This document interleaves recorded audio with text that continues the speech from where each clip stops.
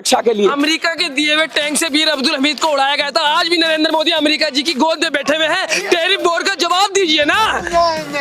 Tariff लगाया ना America ने 26%। टैरिफ लगाया ना। गाजा पे बात करें, मेरी बात सुनिए। टैरिफ लगाया ना, यहाँ आ जाइए ना। टैरिफ लगाया ना, दुनिया ने विरोध किया। आप तो कुछ तो बोलिए, मुंह तो खोलिए। यही तो लड़ाई है साहब। हाँ, बोलना किस बात? हाँ ठीक है, टैरिफ लगा। भारत कितना टैरिफ लगाता है आपको पता है? अरे तो आप ही चाइना पे लगाया तो चाइना ने जवाब दिया ना। हर देश की अपनी व्यवस्था है, तो आप भी बोलिए। यूरोप यूनियन ने विरोध किया। बोल रहे हैं यूरोप यूनियन ने विरोध किया। अरे साहब क्या बात कर रहे हैं? इंसानियत को जिंदा रखे। भगत सिंह देश के लिए लड़े थे, वो भी लड़ रहे हैं। हर हमारे भगत सिंह है, अपनी नेशनलिटी के लिए सब लड़ रहे हैं। हमारे भगत सिंह अपनी नेशनलिटी के लिए दुनिया लड़ रही है। नेशनलिटी लड़ रहे हैं। हाँ, अपनी नेशनलिटी। 1948 में इजराइल आया। दूसरे देश 1948 में इजराइल आया। कुरान पढ़ी है, फिलिस्तीन नहीं आया। कुरान पढ़ी है, अभी मत होइए। कुरान पढ़ी है, नहीं कुरान पढ़ी है। फिर बड़ी बात, मैंने कहा बनी इजराइल का जब शब्द आया तो कुरान में भी उसका जिक्र है। अभी यरूशलेम में जो मंदिर है वहाँ यहूदी थे, और मोहम्मद साहब ने खुद कहा था कि बनी इजराइल जगह है एक, जहाँ पर यहूदी लोग रहते हैं। उन्होंने 5000 साल का संघर्ष देखा है। यहूदियों पर भी तो अत्याचार हुए हैं पूरे दुनिया में। तो आज फलस्तीन पे हो रहे हैं, वो भी गलत है। लेकिन ये लोग एक तरफा बात करते हैं, ये भगत सिंह से तुलना करते हैं। भगत सिंह वो थे जिन्होंने अपनी जान दे दी। भगत सिंह वो थे जिन्होंने अपनी जान दे दी। भगत सिंह ने किसी की जान नहीं ली है, किसी की जान नहीं ली, खुद फांसी पे चढ़ गए। कौन सा हमास का आदमी फांसी पे चढ़ गया है? कौन सा हमास का आदमी फांसी पे चढ़ गया है? कौन सा हमास का आदमी? एक मिनट सर, एक मिनट प्लीज, मुझे अपना काम करने दीजिए। कौन सा हमास का आदमी फांसी? हाँ, अलग हूँ मैं तो अलग हूँ, वो पीछे थोड़ा पीछे, थोड़ा आगे को जाओ। देखिए लगातार ये हंस रहे हैं भारत पे खड़े होके, यहीं की रोटी खाते हैं और यहीं का गलत बोलते हैं इंडिया के अंदर। ये क्या सही बात है? ये भगत सिंह की तुलना कर रहे हैं हमास से। अरे हमास लोगों की जान लेता है, भगत सिंह ने अपनी जान दी थी। इतना बेसिक अंतर इनको नहीं पता।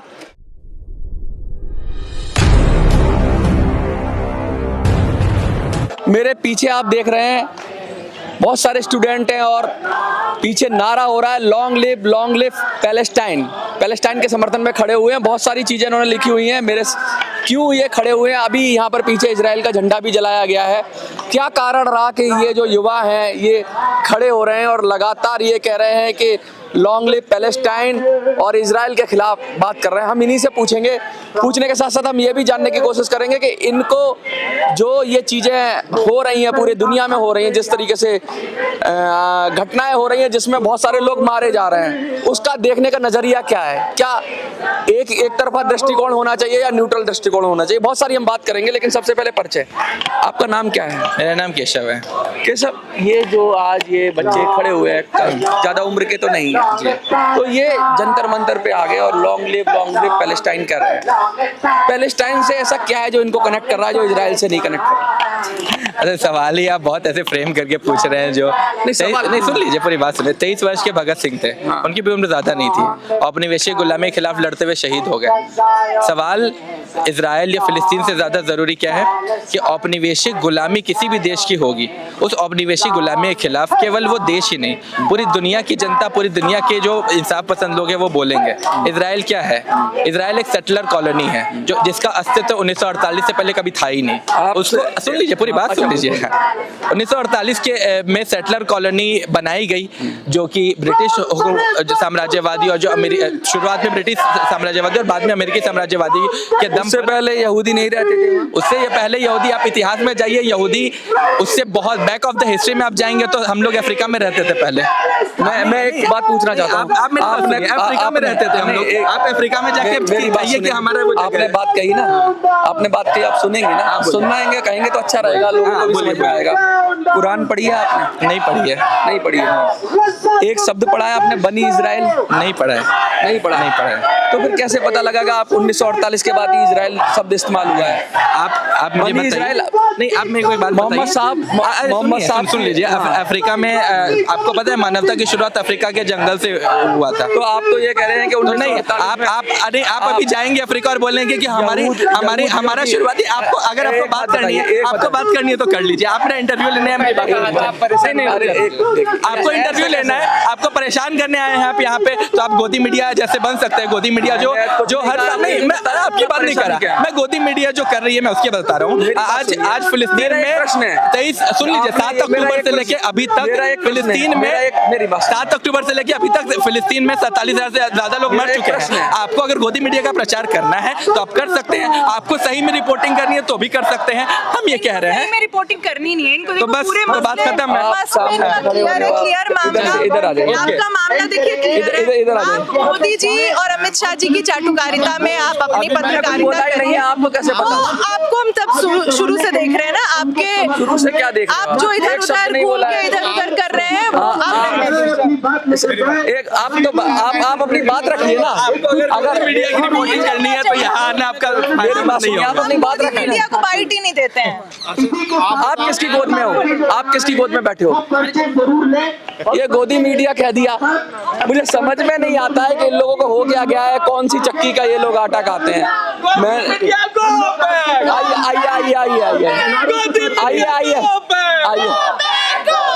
आइए देखिए, गोदी मीडिया के नारे लगा रहे हैं, सवाल का जवाब नहीं है इनके पास, लगातार ये बात कर रहे हैं और चिल्ला रहे हैं। गोदी मीडिया गो बैक। अच्छा बोल रहे हैं, चले गए।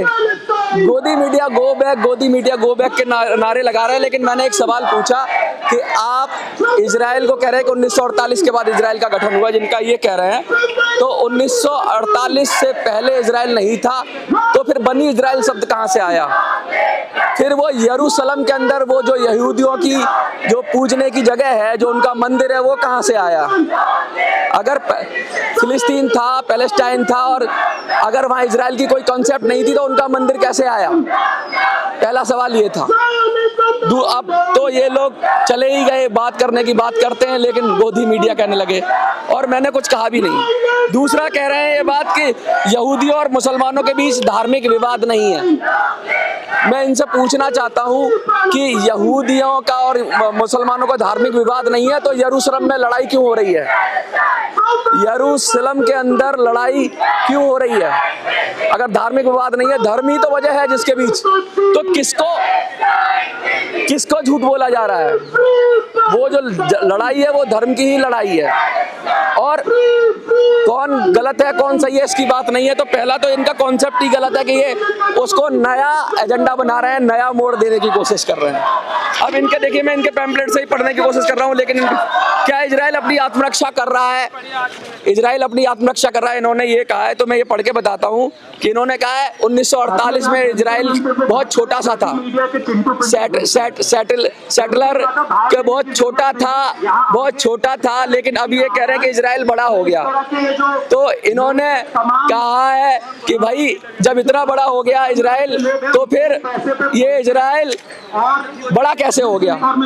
तो इनकी बात कर रहा हूँ कि ये इजराइल बढ़ता जा रहा है, तो बढ़ क्यों रहा है? किसने हमला किया इजराइल के ऊपर? पहले 5 देशों ने हमला किया, और किसने हमला किया, कौन हमला कर रहा है? ये बात, इसका सवाल का भी जवाब देने के लिए बहुत सारे लोग आए, लेकिन लोग आ ही नहीं रहे, बता ही नहीं रहे। ये कह रहे हैं कि इजराइल अपनी आत्मरक्षा कर रहा है, नहीं कर रहा है। हमास को ये लोग कह रहे हैं कि हमास बहुत अच्छा है, हमास अपने लोगों की लड़ाई लड़ रहा है, हमास देशभक्त है, ये ऐसा इन्होंने कहा है अपने पैम्पलेट में। तो फिर वो 1400 लोगों को जो मारा, उसका क्या? क्यों मारा उनको? हमने नहीं बोला कि हमारा देशभक्त है। अभी पीछे से नारे लगे थे, आपने किसने बोला? कोई बोलेगा ना, फिर बात करिए ना। फिर अगर हमास देशभक्त है, अगर हमास क्रांतिकारी है, देखिए पीछे से बोल के जा रहे हैं लेकिन बात नहीं कर रहे हैं। मैं पूछना चाहता हूं कि जब 1400-1500 लोग मरे तो क्या वो अच्छा काम था?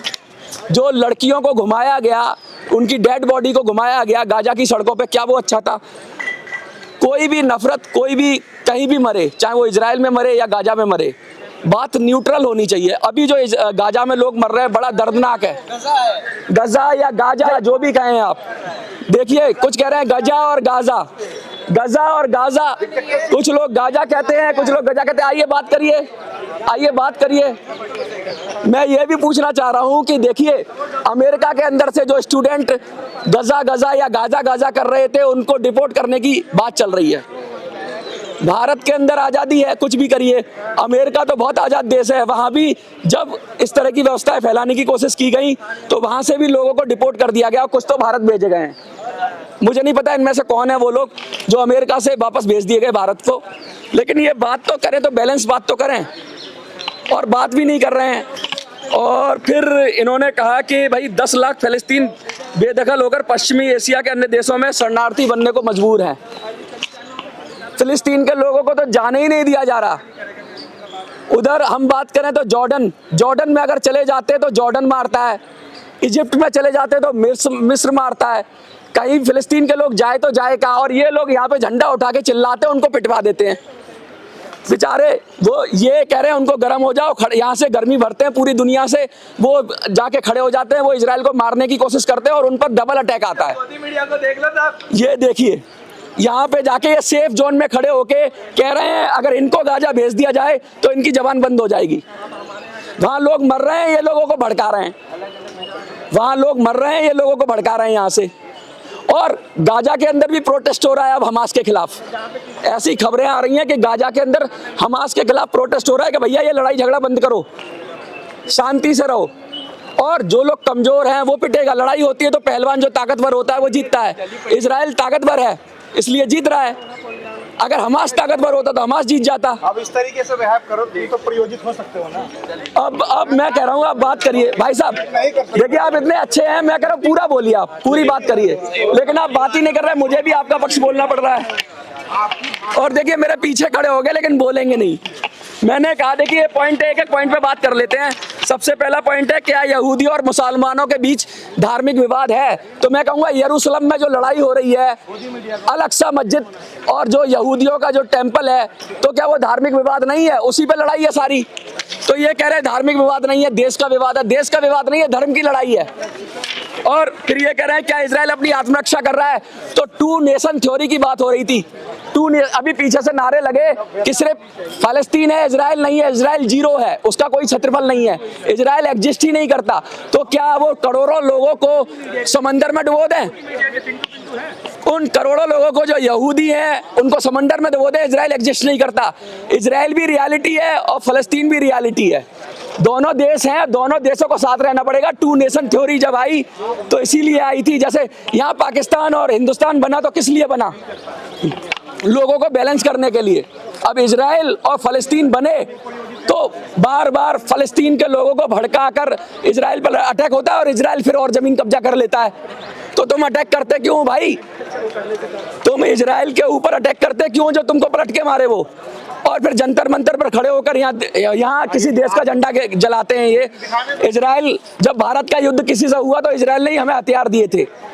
इजराइल के हथियारों की वजह से हमने आज आपको बालाकोट पता है, आप बहुत सारे चीजें पता है, उनके बॉम्ब हम यूज करते हैं अपनी आत्मरक्षा के लिए। अमेरिका के दिए हुए टैंक से वीर अब्दुल हमीद को उड़ाया गया था। आज भी नरेंद्र मोदी अमेरिका जी की गोद में बैठे हुए हैं। टैरिफ बोर्ड का जवाब दीजिए ना। टैरिफ लगाया ना अमेरिका ने 26%। टैरिफ लगाया ना। गाजा पे बात करें, मेरी बात सुनिए। टैरिफ लगाया ना, यहाँ आ जाइए ना। टैरिफ लगाया ना, दुनिया ने विरोध किया, आप तो कुछ तो बोलिए, मुंह तो खोलिए। यही तो लड़ाई है साहब, बोलना किस बात? हाँ ठीक है, भारत कितना टैरिफ लगाता है आपको पता है? तो आप चाइना के पे लगाया तो चाइना ने जवाब दिया ना। हर देश की अपनी व्यवस्था है, तो आप भी बोलिए। यूरोप यूनियन ने विरोध किया, बोल रहे हैं। यूरोप यूनियन ने भारत भी विरोध यूरोप यूनियन ने विरोध किया। अरे साहब क्या बात कर रहे हैं? इंसानियत को जिंदा रखे। भगत सिंह देश के लिए लड़े थे, वो भी लड़ रहे। हमास भगत सिंह है, अपनी नेशनलिटी के लिए सब लड़ रहे हैं। हमास भगत सिंह अपनी नेशनलिटी के लिए दुनिया लड़ रही है, लड़ रहे हैं। हाँ, अपनी नेशनलिटी। 1948 में इजराइल आया, 1948 में इजराइल आया। कुरान पढ़ी है, कुरान पढ़ी है, कुरान पढ़ी है, कुरान पढ़ी है। फिर बड़ी बात, मैंने कहा बनी इजराइल का जब शब्द आया तो कुरान में भी उसका जिक्र है। अभी यरूशलेम में जो मंदिर है वहाँ यहूदी थे और मोहम्मद साहब ने खुद कहा था कि बनी इजराइल जगह है एक, जहाँ पर यहूदी लोग रहते हैं। उन्होंने 5000 साल का संघर्ष देखा है। यहूदियों पर भी तो अत्याचार हुए हैं पूरे दुनिया में, तो आज फ़लस्तीन पे हो रहे हैं वो भी गलत है। लेकिन ये लोग एक तरफा बात करते हैं, ये भगत सिंह से तुलना करते हैं। भगत सिंह वो थे जिन्होंने अपनी जान दे दी। भगत सिंह वो थे जिन्होंने अपनी जान दे दी। भगत सिंह ने किसी की जान नहीं ली है, किसी की जान नहीं ली, खुद फांसी पे चढ़ गए। कौन सा हमास का आदमी फांसी पे चढ़ गया है? कौन सा हमास का आदमी फांसी पे चढ़ गया है? कौन सा हमास का आदमी? एक मिनट सर, एक मिनट प्लीज, मुझे अपना काम करने दीजिए। कौन सा हमास का आदमी फांसी? हाँ अलग हूं मैं तो अलग हूं, वो पीछे थोड़ा पीछे, थोड़ा आगे को हो जाओ। देखिए लगातार ये हंस रहे हैं भारत पे खड़े होके, यहीं की रोटी खाते हैं और यहीं का गलत बोलते हैं इंडिया के अंदर। ये क्या सही बात है? ये भगत सिंह की तुलना कर रहे हैं हमास से। अरे हमास लोगों की जान लेता है, भगत सिंह ने अपनी जान दी थी। इतना बेसिक अंतर इनको नहीं पता।